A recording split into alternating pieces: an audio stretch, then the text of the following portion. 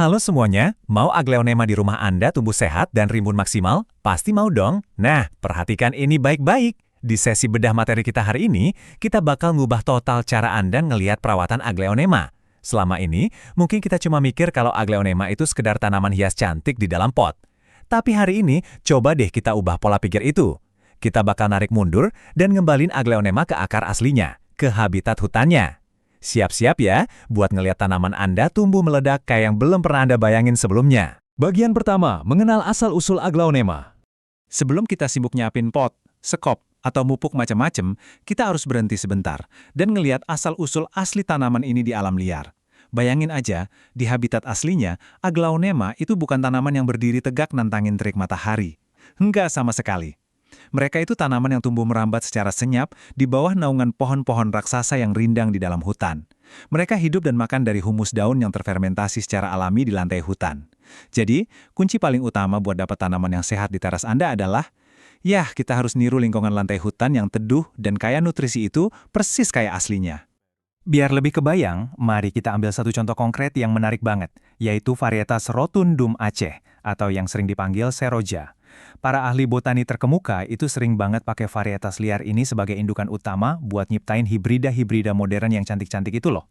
Sifat asli si seroja yang hidup merambat dan benar-benar bergantung sama naungan kanopi hutan, ini ngebuktiin satu hal mutlak. Paparan sinar matahari langsung yang ekstrim itu sangat nggak wajar dan udah pasti bakal ngerusak daun Aglaonema kesayangan Anda. Bagian kedua, menciptakan lingkungan yang tepat.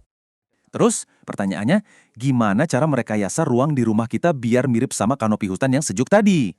Gini, kalau lokasi Anda kena cahaya matahari langsung, Anda wajib banget pakai pelindung. Gunakan paranet dengan tingkat kerapatan 70-90%. Kalau mau lebih kontrol lagi, Anda bahkan bisa bikin sistem buka tutup berlapis. Misalnya nih, jaring atas 85%, terus yang bawah 60%. Jadi bisa disesuaikan pas hujan atau panas terik. Tapi ingat ya, jangan cuma fokus ke naungan aja. Sirkulasi udara 360 derajat itu sama krusialnya. Udara segar harus bisa masuk dari segala arah, biar pernafasan tanaman berjalan sempurna. Persis kayak hembusan angin sepoi-sepoi di dasar hutan. Nah, mungkin Anda mikir, gimana sih cara gampang mastiin paranetnya udah pas, tanpa alat ukur yang ribet? Cobain deh teknik sensorik yang satu ini. Kita sebut aja tes kulit siang bolong. Coba Anda jalan masuk ke area tanaman Anda, pas banget jam 12 siang. Kalau kulit Anda ngerasa panas menyengat dan gak nyaman, percayalah itu artinya tempat itu juga terlalu panas buat Aglaonema Anda. Tambahin aja lapisan pelindungnya kalau area Anda gagal di tes simpel ini. Bagian ketiga, rahasia media tanam ideal. Media tanam menyumbang angka luar biasa sebesar 60% terhadap total kesehatan dan kekebalan Aglaonema dari penyakit. Jadi logikanya, kalau media tanamnya padat atau buruk kualitasnya, mau sistem paranet Anda secanggih apapun, tanaman nggak akan pernah bisa tumbuh optimal.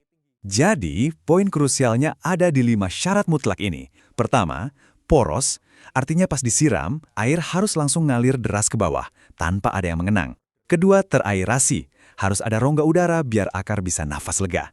Ketiga, kaya nutrisi, pastinya butuh makro dan mikro. Keempat, minim patogen alias bibit penyakit. Dan yang kelima, pH-nya harus netral, biar seluruh nutrisi tadi bisa diserap dengan sempurna sama si akar. Buat ngecek kualitas media tanam, ada cara paling instan nih, pakai indera penciuman kita. Media tanam ideal yang diformulasi dan difermentasi dengan baik, kayak racikan 7 bahan yang sering direkomendasiin itu, bakal langsung ngasih respon ke hidung Anda. Media yang sehat dan siap pakai itu nggak bakal berbau busuk, apalagi bau bahan kimia yang tajam. Mereka itu punya aroma segar yang khas banget, bener-bener kayak aroma humus hutan alami yang lagi basah. Bagian keempat, proses repotting anti-stres. Tahu nggak, salah satu kesalahan paling fatal itu adalah langsung ngebongkar tanaman yang baru banget tiba dari paketan. Jangan ya, biarin aja tanaman istirahat sekitar 1-3 hari, biar dia adaptasi dulu sama suhu dan cahaya di rumah Anda.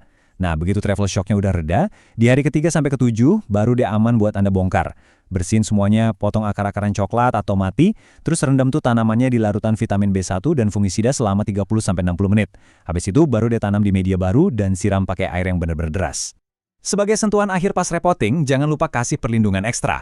Taburi insektisida organik sedikit aja di permukaan media tanam, diikuti sama pupuk slow release atau pupuk lambat larut dengan rasio yang seimbang, misalnya NPK 13-13-13.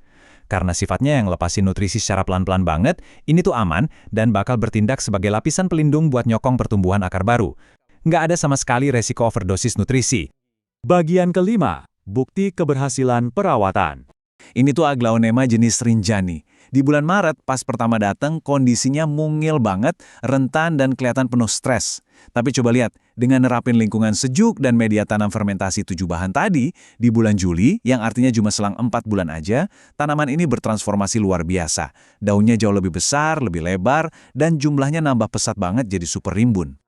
Jadwal perawatan rutin. Ngelihat hasil yang spektakuler tadi pasti bikin kita makin semangat kan?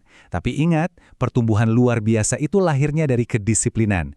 Nah, ini dia jadwal eksaknya buat cetak biru pemeliharaan Anda. Penyiraman idealnya dilakukan 2 hari sekali pakai teknik khusus.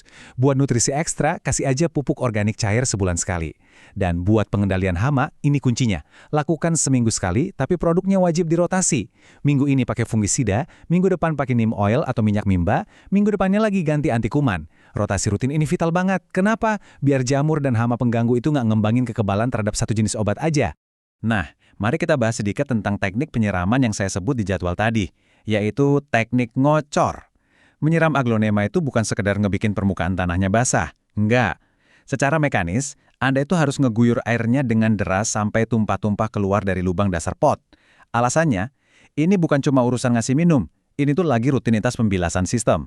Air deras itu bakal secara aktif nyuci sisa-sisa genangan air lama, sekaligus ngebuang spora jamur dan bibit penyakit yang mengendap di sela-sela media tanam. Terakhir nih, Anda harus selalu waspada di periode-periode berisiko tinggi ini. Masa transisi yang ekstrim, kayak pergantian dari musim hujan ke kemarau atau sebaliknya, itu adalah momen di mana Aglaonema paling rentan diserang hama dan stres. Jendela waktu kerentanan tertinggi juga ada di bulan pertama sampai bulan ke-6 setelah Anda nanam. Karena itu, tolong ingat aturan emas ini. Gantilah media tanam Anda secara total setiap 6 bulan sekali. Ini benar-benar mastiin tingkat keporosan dan nutrisinya selalu ada di level optimal, persis layaknya tanah hutan yang terus beregenerasi. Wah, nggak kerasa kita udah bedah semuanya secara tuntas ya. Mulai dari rahasia lantai hutan yang lembab, rekayasa lingkungan naungan, media tanam yang bernafas, sampai eksekusi perawatan mingguan yang presisi. Sekarang, pertanyaannya saya kembalikan ke Anda nih. Pas Anda ngelihat ke teras atau taman Anda hari ini, apakah Aglaonema Anda udah benar-benar merasa hidup di habitat aslinya? Kalau belum, yuk tantang diri Anda buat nerapin cetak biru dari materi kita hari ini dan saksikan sendiri transformasi menakjubkan pada tanaman kesayangan Anda. Terima kasih banget udah nemenin saya di sesi eksplorasi materi kita hari ini, dan sampai jumpa di bedah materi seru berikutnya.